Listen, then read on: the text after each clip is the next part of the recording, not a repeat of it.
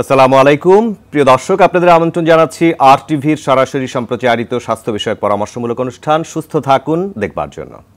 প্রিয় দর্শক, বিগত কয়েক দশকের মধ্যে সার্জারির মধ্যে যে অংশটুকু বা যে বিভাগটি অত্যন্ত উন্নতি সাধন করেছে তা হচ্ছে প্লাস্টিক সার্জারি। প্রিয় দর্শক, আমরা জানি জন্মগত কিছু ত্রুটি অথবা আঘাতজনিত বিভিন্ন কারণে বা ক্যান্সার বা বিভিন্ন রোগের কারণে আমাদের যদি কোনো অঙ্গহানি ঘটে থাকে, ত্বকের কোনো হানি ঘটে থাকে বা বিকৃতি ঘটে থাকে, সেই সকল ক্ষেত্রে প্লাস্টিক সার্জারির ভূমিকা অত্যন্ত অনস্বীকার্য। প্রিয় দর্শক, আমরা জানতে চাই আজকের অনুষ্ঠানের মাধ্যমে প্লাস্টিক সার্জারির ভূমিকা কি হতে পারে, কোন কোন ক্ষেত্রে প্লাস্টিক সার্জারি আমাদেরকে উপকার দিতে পারে। প্রিয় দর্শক, সে কারণেই আমাদের আজকের আলোচনার বিষয় প্লাস্টিক সার্জারি বা অঙ্গ পুনর্গঠনজনিত সার্জারি। দর্শক, আপনারাও চাইলে আমাদের সাথে অংশগ্রহণ করতে পারবেন। আমাদেরকে আপনারা ফোন করুন স্ক্রিনে দেখানো নম্বরে, এবং এই অনুষ্ঠানটি যদি পরবর্তীতে আপনারা দেখতে বা শুনতে চান সেক্ষেত্রে সার্চ করতে পারেন ইউটিউবে youtube.com/RTV লাইফস্টাইল এই ঠিকানায়। দর্শক, আজকের এই গুরুত্বপূর্ণ আলোচনায় আমাদের সাথে রয়েছেন সার্জারি বিশেষজ্ঞ ব্রিগেডিয়ার জেনারেল অবসরপ্রাপ্ত অধ্যাপক ডাক্তার অঞ্জন কুমার দে। স্যার, আপনাকে স্বাগত জানাচ্ছি আমাদের। সকল দর্শককে শুভেচ্ছা, আসসালামু আলাইকুম জানায় শুরু করছি। আজকে আমাদের ডিসকাশনের বিষয় হচ্ছে প্লাস্টিক সার্জারি। তো মোটামুটি প্লাস্টিক সার্জারির তিনটা অংশ আছে। একটা হচ্ছে অ্যাস্থেটিক সার্জারি, যেটাকে অনেকে কসমেটিক সার্জারি বলে, আর মেন ইয়েটা হচ্ছে রিকনস্ট্রাকটিভ সার্জারি, এটার অনেকগুলো অংশ আছে। আরেকটা হচ্ছে বার্নস, যে পুড়ে যাওয়া অ্যাকিউট বার্ন ম্যানেজমেন্ট, এটাও প্লাস্টিক সার্জারির আন্ডারে পড়ে। তো পুনর্গঠন সার্জারি হতে পারে, একটা হচ্ছে যে জন্মগত ত্রুটি, আমরা যেটাকে বলি কনজেনিটাল ডিফর্মিটিস, যেটার মধ্যে ক্লেফট লিপ আছে, হ্যান্ড আছে, বিভিন্ন ডিফর্মিটিস অফ লিম্ব আছে, এগুলা সব কনজেনিটাল ডিফর্মিটিস। জি। কিছু আছে অ্যাকোয়ার্ড ডিফর্মিটিস। অ্যাকোয়ার্ড ডিফর্মিটিস হয়তো অ্যাক্সিডেন্টের পরে হলো, অথবা সার্জারির সময় হলো, অথবা আমরা অনেক সময় ক্যান্সার সার্জারি, যেটা হেড অ্যান্ড নেক ক্যান্সার বা অন্য ক্যান্সারে সাথে একসাথে কাজ করি, যে এক দল ক্যান্সারটা রিমুভ করলো, ওই জায়গাটা পুনর্গঠন যাতে হয় সেটা প্লাস্টিক সার্জারির আন্ডারে পড়ে।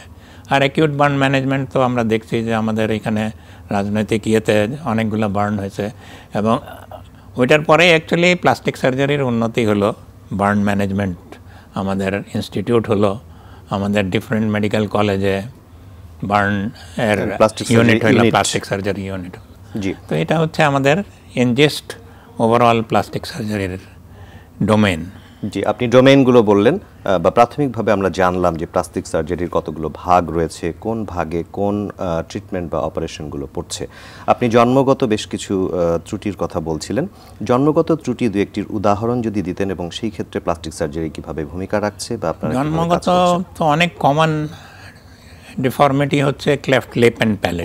যাদের ঠোঁট জন্মগতভাবে ঠোঁট কাটা থাকে, তালু কাটা থাকে, এই ডিফর্মিটিগুলা কমনলি আমরা ফেস করি। হয়তো মানে 700 থেকে 1000 জন্মের মধ্যে একজন এরকম জন্মায়, ক্লেফট লিপ প্যালেট থাকতে পারে, এবং এদের রিকনস্ট্রাকশন আমরা ইউজুয়ালি 6 মাস 1 বছর এই ইয়েতে করি। ক্লেফট প্যালেট হলে হয়তো আরও কিছু অপারেশন লাগে আর কি, এটা ইন্ডিভিজুয়াল অনুযায়ী।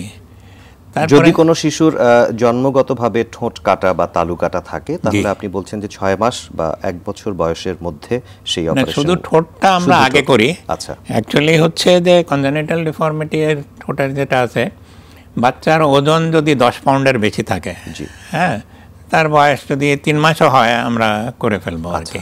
3 থেকে 6 মাস ঠোঁটের জন্য আইডিয়াল, তারপরেও আমরা করি যে যখন যেটা আসে। তো 9 মাস 1 বছর যত আর্লি করা যায় তত রেজাল্ট তত ভালো। পরেও করা যায়, মানে অ্যাডাল্ট হইলেও অ্যাডাল্টও আমরা করছি। তো এইগুলা হচ্ছে মানে রেজাল্টটা যত তাড়াতাড়ি সম্ভব বয়স অনুযায়ী সেটি আপনারা পরামর্শ দিয়ে থাকেন। আর তালু কাটার ক্ষেত্রে, তালু কাটা হচ্ছে যে মানে 9 মাস থেকে 1 বছর, এটা হচ্ছে আইডিয়াল টাইম, যে মানে যখন বাচ্চা কথা বলা শিখে। কেন বেসিক প্রবলেম হচ্ছে কথার উচ্চারণটা স্পষ্ট হতে হলে অভ্যাসটা ডেভেলপ করার আগে করতে হয়। কেন মানুষ যেরকম আমি বাংলায় কথা বললে একরকম, আবার কেউ যদি ইংল্যান্ড থেকে আসে, ইংলিশম্যান, সে যদি বাংলায় কথা বলে, তাহলে বোঝা যায় যে এ তার উচ্চারণটা একটু অন্যরকম। হ্যাঁ, বাঙালি না। তো এই যে উচ্চারণের যে হ্যাবিটটা, এটা এই 9 মাস থেকে 1 বছরের মধ্যে ডেভেলপ করে। এর মধ্যে যদি আমরা করি তাহলে উচ্চারণটা কারেক্ট করা ইজিয়ার হয়। আচ্ছা, তো এই উচ্চারণ আর বাকিগুলো তো যে কোনো সময়ই করা যেতে পারে, বাট এটা হচ্ছে আইডিয়াল টাইম। জি। যদি কারো ক্ষেত্রে অপারেশন না করা হয় বা প্লাস্টিক সার্জারির মাধ্যমে ঠোঁট কাটা তালু কাটা অপারেশন না করা হয়, তার ক্ষেত্রে কি কি ধরনের সমস্যা দেখা দিতে পারে? সমস্যা হচ্ছে মানে ঠোঁট কাটাতে তো উচ্চারণের কসমেটিক হচ্ছে মেন ইয়ে। তালু কাটাতে আমাদের সোয়ালোয়িংয়ের যে মানে আমরা যে গিলি, জি, একটা জিনিস খাবার গেলার ইয়েটা একটু তাদের জন্য প্রবলেম হবে। এবং এই ক্লেফট লিপ প্যালেটের বাচ্চাদের ফিডিংটাও খুব কেয়ারফুলি করতে হয়। অনেক সময় দেখা যায় যে এদের কমপ্লিকেশান হয়, নিউমোনিয়া হয়, যেহেতু তারা ঠিকমতো গিলতে পারে না, লাংসে চলে যায়, তাদের কানে ইনফেকশন হয়, মিডল ইয়ার যেটা ফ্যারিংসে আছে, যে খাওয়াটা খাদ্যনালীতে না গিয়ে উপরে মিডল ইয়ার, ফ্যারিংস থেকে মিডল ইয়ার ওইখানে একটা টিউব আছে, স্টেশন টিউব, ওটা দিয়ে ভেতরে গিয়ে ওইখানে কানের ইনফেকশন হয়। এবং তারপরে তাদের শোনাতেও প্রবলেম হয়ে যায়, যেহেতু কানে ইনফেকশন হয়ে মিডল ইয়ার নষ্ট হয়ে যায়, অনেক সময় কানে ছিদ্র হয়। তো এইগুলা কমপ্লিকেশান অ্যাভয়েড করার জন্য আর্লি ইয়েটা। এবং এই বাচ্চাদের লাং ইনফেকশন এবং কানের ইনফেকশনটা খুব দ্রুত চিকিৎসা না করলে এদের অনেক ক্ষতি হতে পারে। আমরা বুঝতে পারছি আপনার কথা শুনে যে শুধুমাত্র কসমেটিক পারপাস বা শুধু সৌন্দর্য বর্ধনের সাথে সম্পর্কিত নয়। প্লাস্টিক সার্জারির দুইটা অ্যাসপেক্ট। রিকনস্ট্রাকশনের আমাদের এম হচ্ছে দুইটা। একটা হচ্ছে যে অ্যাপিয়ারেন্স, যে নর্মালের যত কাছাকাছি অ্যাপিয়ারেন্সটা আনা যায়। আরেকটা হচ্ছে ফাংশন, যে ওই জায়গাটায় যাতে নর্মালের মতো ফাংশন করতে পারে, কার্যকারিতা যাতে ফাংশনালি ওটাকে নর্মাল মনে হয়।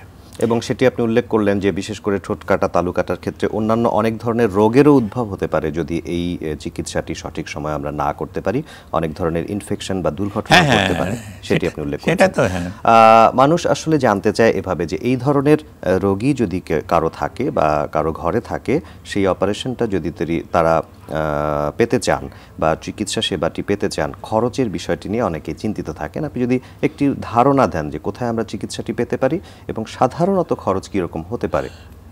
না, এখন হচ্ছে যে এক এক জায়গায় এক খরচ এক এক রকম।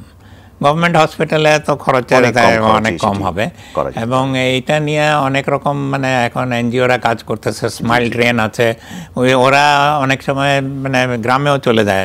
মোবাইল সার্জিক্যাল টিম আছে, ওদের সাথে যোগাযোগ করলে ওইখানে ফ্রিতেই অনেক ক্যাম্পেইন এর মাধ্যমেও আমরা দেখি যে আর যদি প্রাইভেটলি করতে চায় তাহলে তো খরচ বেশি হয়, 50,000 টাকার মতো বিভিন্ন রকম খরচ, সেটিং এ বিভিন্ন রকম হবে। তবে সাধারণ মানুষের একটি ধারণা আমরা দিতে পারলাম।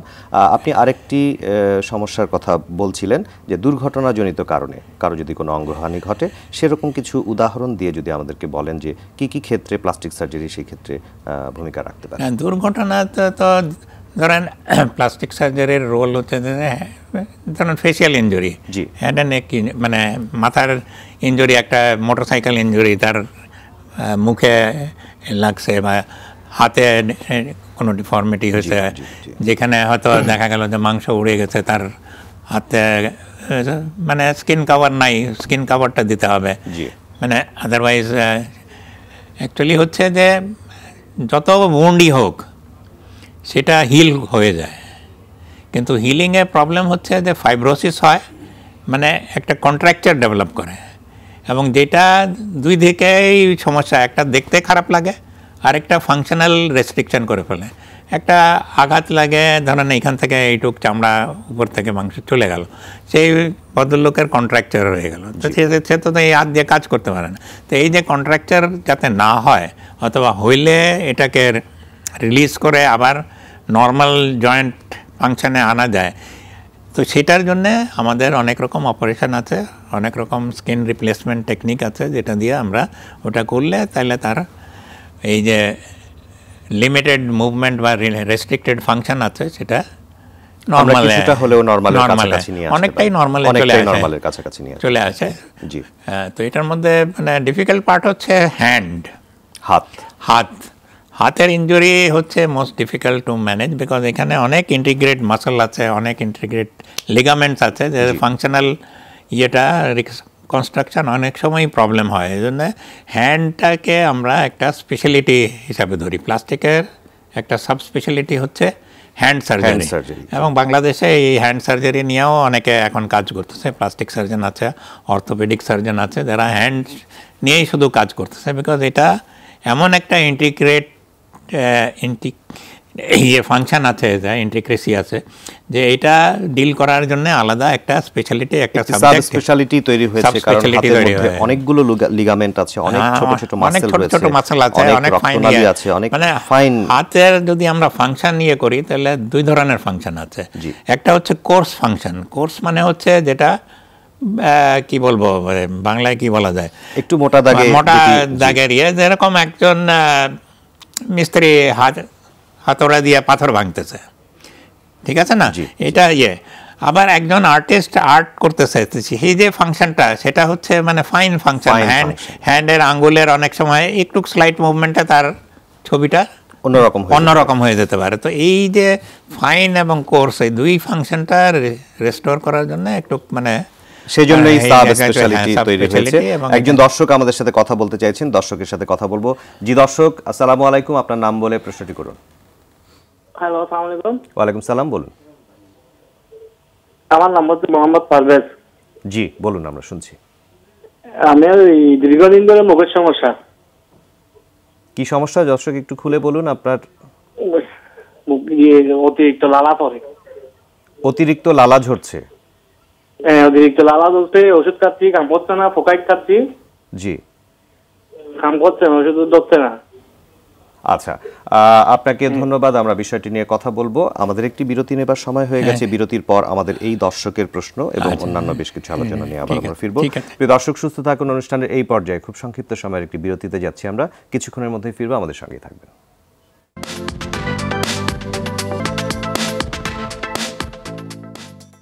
প্রিয় দর্শক, বিরতির পর আবার আপনাদের স্বাগত জানাচ্ছি সুস্থ থাকুন অনুষ্ঠানের আজকের পর্বে।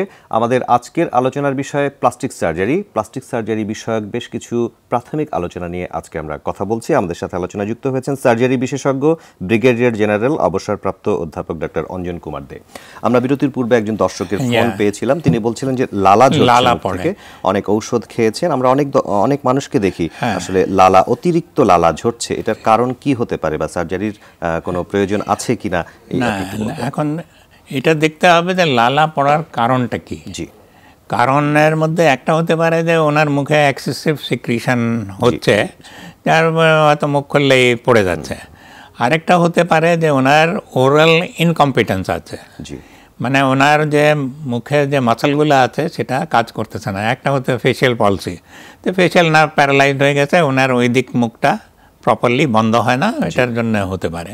তো এখন এই কারণ না জানে চিকিৎসা বলাটা মুশকিল আছে, যে ওনার আগে কোনো রকম কোনো প্রবলেম ছিল কি না জানতে হবে, ফেশিয়াল নার্ভের ইয়েটা জানতে হবে, ফাংশনটা জানতে হবে, ওনার মুখের কম্পিটেন্সটা দেখতে হবে। ওইটার পরে আমরা সার্জারি হয়তো চিন্তা করতে পারি যে না, এটা যদি প্রয়োজন হয় ইনকম্পিটেন্স, ওরাল ইনকম্পিটেন্স যদি হয়, মুখটা ওনার প্রপারলি বন্ধ না হয়, তো সেই কারণে আমরা দেখতে হবে যে ওটা ওই কারণে কিনা, তাহলে সার্জারির একটা ইয়ে আছে। আদারওয়াইজ আগে অবশ্যই প্রপারলি ইনভেস্টিগেট করতে হবে যে কোন কারণে তার এই সমস্যার ব্যাপ্তিটা কতটুকু। আমরা আরেকটি বিষয় নিয়ে কথা বলতে চাই। অনেক ক্যান্সারের রোগী, বিশেষ করে ব্রেস্ট ক্যান্সার যাদের হয়েছে বা রিমুভ করা হয়েছে একটি ব্রেস্ট, সেই ক্ষেত্রে আমরা জানি যে প্লাস্টিক সার্জারির একটি বিশেষ ভূমিকা রয়েছে, সেখানে রিকনস্ট্রাকটিভ সার্জারির একটি বিশেষ ভূমিকা রয়েছে। আপনি এই বিষয়টি আমাদেরকে একটু ক্লিয়ার করুন। ব্রেস্ট ক্যান্সারে এখন মানে হচ্ছে যে এখন চিকিৎসা তো অনেক পরিবর্তন হয়েছে। আমরা এক সময় বলতাম যে রেডিক্যাল ম্যাস্টেক্টমি, একদম মাসল টাসল ব্রেস্ট সব ফেলে দেওয়া, পরে আসলো সিম্পল ম্যাস্টেক্টমি, অ্যাক্সিলারি ক্লিয়ারেন্স। এটাতে মানে আমরা ব্রেস্টটা ফেলে দিলাম। এখন হচ্ছে যে যেহেতু সার্ভাইভাল অনেক বেড়ে গেছে, কেমোথেরাপি অনেক ইমপ্রুভ হয়েছে, তো এখন সার্জারি ইটসেলফই মানে আমরা আরও ছোট করে নিয়ে আসছি। একটা বলে অঙ্কোপ্লাস্টিক সার্জারি, যে ব্রেস্টের টিউমারটা রিমুভ হবে কিন্তু ব্রেস্টটা পুরাটা আমরা রিমুভ করব না। এটার সাথে অ্যাডজুভেন্ট কেমোথেরাপি, রেডিওথেরাপি নিয়ে আমরা একটা ট্রিটমেন্ট প্রোটোকল করতে পারি। আর যাদের ব্রেস্ট অলরেডি রিমুভ হয়ে গেছে তাদের রিকনস্ট্রাকশনের অনেক প্রসিজার আছে। একটা হচ্ছে যে এখানে বিভিন্ন ধরনের ফ্ল্যাপ আছে, ল্যাটিসমাস ডরসি আছে, ট্রান্সভার্স অ্যাবডোমিনাল ফ্ল্যাপ আছে, এগুলো নিয়ে আমরা ব্রেস্টটা রিকনস্ট্রাক্ট করতে পারি, দুই ব্রেস্টটা অ্যাডজাস্ট করে দিতে পারি যে দুই ব্রেস্টটাই একরকম শরীরের অন্য জায়গা থেকে আসলে মাসেলের ফ্ল্যাপ দিয়ে সেটা আপনারা রিকনস্ট্রাকশন করা যায়। এটা ফ্রি ফ্ল্যাপ হতে পারে অথবা পেডিক্যাল নিয়েও হতে পারে আর কি, মানে বিভিন্ন রকম রিকনস্ট্রাকটিভ প্রসিজার আছে অন্য জায়গার থেকে টিস্যু নিয়ে। তারপরে সিমিলারিটি করার জন্য প্রস্থেসিস আছে, সিলিকন ব্রেস্ট প্রস্থেসিস আছে, যদি দেখা যায় যে একটু কম বেশ আছে তো অগমেন্টেশন লাগে, অগমেন্টেশন করে দেওয়া যাবে। জি, সার্জারির মাধ্যমে রিমুভাল করবার পরে যদি সার্জারির প্রয়োজন হয় বা রিকনস্ট্রাকশনের প্রয়োজন হয়, বিভিন্ন পদ্ধতির মাধ্যমে সেটি আপনারা করতে পারেন, সেটি উল্লেখ করেছেন। আপনি বলছিলেন যে হেড নেক সার্জারির ক্ষেত্রেও, এই রিজনে হেড নেক সার্জারির ক্ষেত্রেও বা এই ধরনের ক্যান্সারের ক্ষেত্রেও রিকনস্ট্রাকটিভ সার্জারির একটি ভূমিকা রয়েছে, সেটি যদি আমাদেরকে একটু বলতেন। সেটাও এরকমই, যেরকম ধরেন আমাদের দেশে যেহেতু মানে পান, এর মধ্যে সাদা পাতা এবং বিভিন্ন ধরনের থাকে জর্দা, তো এইগুলা কিন্তু কি বলে মানে ক্যান্সার প্রডিউস করার একটা মানে ফেভারেবল কন্ডিশন তৈরি করে। তো আমাদের অনেকেই মুখের ক্যান্সারে ভোগে, স্পেশালি ঠোঁট, গাম অথবা তো এইগুলা অনেক সময় দেখা যায় যে ম্যান্ডিবল ইনভলভ হয়ে গেছে, এদিক থেকে অর্ধেক ম্যান্ডিবল ফেলে দিতে হয়, চামড়া ফেলে দিতে হয়, ভিতরে মিউকোসা ফেলে দিতে হয়। তো এইগুলা রিকনস্ট্রাকশন আমরা বিভিন্ন জায়গা থেকে হাড্ডি নিয়ে আসি, চামড়া নিয়ে আসি, হাড্ডি চামড়া সহ নিয়ে আসছি, যেরকম ফিবুলা একটা আছে এখান থেকে নিয়ে আসতে, আলিয়া ক্র্যাশ থেকে নিয়ে আসতে পারি।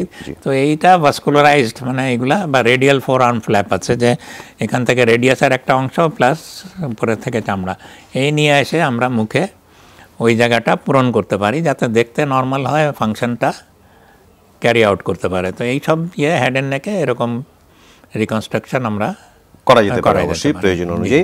একজন দর্শক আমাদের সাথে কথা বলতে চাইছেন। আসসালামু আলাইকুম দর্শক, আপনার প্রশ্নটি বলুন। আমার বয়স 75, বোলাবাড়ি।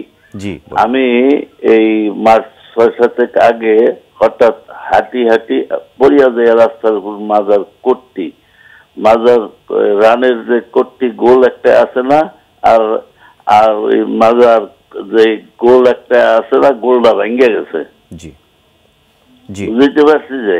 জি, আচ্ছা, আপনি এখন চিকিৎসা নিয়েছেন? কোনো অর্থোপেডিক সার্জনের কাছে গিয়েছিলেন? গেছিলাম মিটফোর্ড হাসপাতালে, এখানে ওই ডক্টর ক্লিনিকে। জি জি জি, আপনার এখন কি চিকিৎসা চলছে বা আপনি কি জানতে চাইছেন? আমি চাইতেছি যে আমার যে ব্যথাটা কমতেছে না যে। আচ্ছা, আপনার অপারেশন হয়েছিল? জি, আপনাকে ধন্যবাদ। আমরা এই বিষয়টি নিয়ে কথা বলছি। আসলে অনেক সিনিয়র সিটিজেন, একজন 75 বছর বয়স। না মানে অপারেশনটা ওনার কি মানে হিপ জয়েন্টের কথা বলছেন? জি, উনি সেটাই উল্লেখ করতে চেয়েছিলেন স্পেসিফিক ভাবে। হিপ জয়েন্টে এখন হচ্ছে যে হাড্ডি রিপ্লেস করে, এখন তো জয়েন্ট রিপ্লেসমেন্ট, টোটাল হিপ রিপ্লেসমেন্টই আছে। ওইটা যদি করে থাকেন তারপরও যদি ব্যথা থাকে তাহলে কারণ খুঁজতে হবে যে ব্যথার কারণ কি। ইউজুয়ালি অস্টিওআর্থ্রাইটিস বা ইয়েতে আমরা অনেক সময় ওয়ান কম্পোনেন্ট, হয়তো হেডটা করলো, এটা অ্যাসিটাবুলামটা রিপ্লেস করা হইলো না, তখনও একটু ব্যথা করতে পারে। আর যদি দুই কম্পোনেন্টই রিপ্লেস করা হয়, টোটাল হিপ, তো ব্যথা সাধারণত হওয়ার কথা না, আনকমপ্লিকেটেড। তো কোনো একটা কমপ্লিকেশন আছে, এটা একটা। আরেকটা হতে পারে যে ওনার স্পাইন থেকে পেনটা রেফার্ড হতে পারে। সেই ইয়েটা দেখতে হবে যে ওনার যেহেতু বয়স্ক মানুষ, স্পাইনেও প্রবলেম থাকবে, ওইখান থেকে পেনটা রেফার হয়ে আসতে কি। তো এই সব ইনভেস্টিগেশন করে তারপরে অ্যাকচুয়াল চিকিৎসা, হয়তো দেখা গেল যে স্পাইনের ডিস্ক আছে, সেখানের ব্যথাই উনি এটা তো L1 to বা ওই ডরসাল স্পাইনের ওইখানে কিছু প্রবলেম থাকতে পারে, সেখানের ব্যথাও এখানে আসতে পারে। জি, অবশ্যই এটা রেফার্ড পেন কিনা সেটা আমরা অবশ্যই আমরা দেখব। আরেকজন দর্শকের ফোন আমরা নিতে চাচ্ছি। জি দর্শক, আপনার নাম বলে প্রশ্ন করবেন। হ্যালো, আসসালামু আলাইকুম। ওয়ালাইকুম সালাম। আমি শাহিদা বলছিলাম। জি বলুন। আমার 21 বছর বয়স, তার একটা ব্রেস্ট ছোট। জি, এটা কি সার্জারি করা যাবে? জি, আপনাকে ধন্যবাদ। আমরা বিষয়টি নিয়ে কথা বলছি। ইয়াং, 21 বছর বয়স। জি, ডিফর্মিটি খুব সংক্ষেপে স্যার একটু আমাদের শেষ করতে হবে। এটা হচ্ছে যে এটা সার্জারি করে সমান করার চেষ্টা করা যেতে পারে। এটাতে হচ্ছে আমরা ইউজুয়ালি প্রস্থেসিস সিলিকন প্রস্থেসিস পাওয়া যায়, সেটা ব্রেস্টের নিচে বসায় দিলে ওই ব্রেস্টের সাইজটা বড় হয়ে। জি, যেহেতু উনি কমপ্লেন করেছেন যে একটি ব্রেস্ট ছোট অনুভব করছেন, তো এটা কি হতে পারে কিনা, এটা কি স্বাভাবিক কিনা? হ্যাঁ, এটা হতে পারে। ব্রেস্ট অ্যাকচুয়ালি মানে মানুষের দুই সাইড কখনো একরকম হয় না, এক্স্যাক্টলি একরকম হয় না। ইভেন চেহারাও যদি আমরা ইয়ে করে রিভার্স করে মিলাই, দেখবেন যে দুইটা মিলাইলে দুই রকম চেহারা হয়ে গেছে। তো এক্স্যাক্ট সিমিলারিটি হয় না, কিছু ছোট বড় থাকে পারে অনেক সময়। প্রত্যেক মানুষেরই হয়তো এক্স্যাক্টলি এক সাইজের ব্রেস্ট হওয়া এটা আনইউজুয়াল, কিন্তু অনেকের ডিফারেন্সটা এত বেশি যে সেই ক্ষেত্রে যদি ডিফারেন্সটা অনেক বেশি হয়, সেই ক্ষেত্রে আমরা প্রসেসেস ইউজ করে আমরা ইয়ে এবং দেখা যাচ্ছে মানে এটার সাথে আরেকটা ইয়ে আছে যে অনেক সময় ব্রেস্টের সাইজের সাথে হোল চেস্টের ইয়ে থাকতে পারে। ওয়ান সাইড চেস্ট অবশ্যই মেজারমেন্ট অনুযায়ী সেটা আপনার ঠিক করা দরকার। আগে দেখতে হবে যে মানে এটাকে বলে পোল্যান্ড সিনড্রোম, যে এক সাইডের মানে চেস্ট পুরোটাই ছোট, তো আমরা ব্রেস্ট ইয়ে করলেও ওটা ইয়ে হবে না। আপনার কথা আমরা পরিষ্কার বুঝতে পেরেছি স্যার। আমাদের অ্যাসেসমেন্ট করতে হবে, সময়ের স্বল্পতার কারণে আজকে আমরা আলোচনা শেষ করছি। আপনাকে অনেক ধন্যবাদ, আমাদের অনেক দর্শকের প্রশ্নের উত্তর আপনি দিয়েছেন এবং বেশ কিছু গুরুত্বপূর্ণ বিষয় নিয়ে আপনি আমাদের সাথে আলোচনা করেছেন। ধন্যবাদ। আপনাকেও ধন্যবাদ আমাকে নিমন্ত্রণ করার জন্য, এখানে বলার জন্য আপনারা ডেকেছেন সবাইকে। দর্শকদেরও ধন্যবাদ, তারা এত ধৈর্য ধরে আমার কথা শুনছেন এবং অনেকের প্রশ্নের উত্তর দিতে পেরেছি। তারা স্যাটিসফাইড হলেন কিনা আমি জানি না, বাট আমার মনে হয় আমি যথেষ্ট উত্তর দিয়েছি। চেষ্টা করেছেন। ধন্যবাদ সবাইকে, ধন্যবাদ।